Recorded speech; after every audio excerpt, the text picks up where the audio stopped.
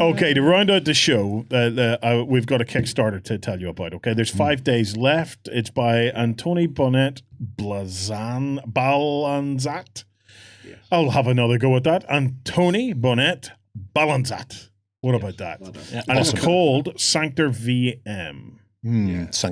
Sanctorum, but they've carved it in stone. Sanctorum. Yeah. Okay. But it's Go not for it, just a Ben. V, because that's cool, right? 5 days left on this one. So this is another sort of like cooperative, dungeony, survivory sort of heroes versus the game style game. This one is a cooperative sci-fi survival horror game that they throw into the mix. You'll like for this, 1 to 6 Justin. players. Yeah.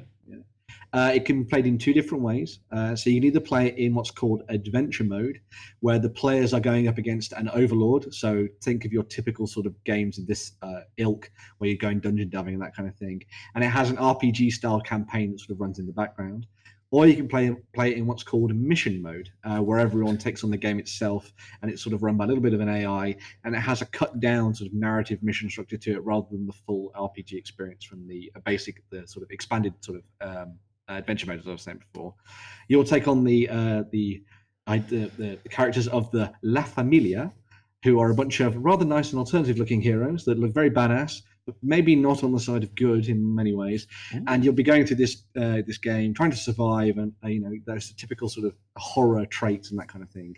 The really interesting thing that they've done for this is they've actually tried to look at sort of slightly more unsettling themes and terror and horror and body horror and that kind of thing. So I think Alien and that kind of stuff, Event Horizon, that kind of weird brutality and that kind of thing in the background. So they have said it's not for the faint of heart, so bear that in mind if you're checking things out for this.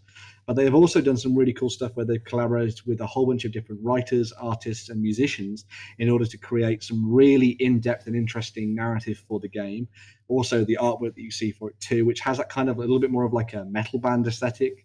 And then there's also a whole bunch of musicians, as I was saying, so they've done a big soundtrack for the game too, which is something that Jerry pointed out when he showed me. Yeah, I'm seeing you can get an exclusive vinyl. Yep. That'll make Warren happy. Yes, it does. Well, the way it's set up is it looks like it's like 90% RPG.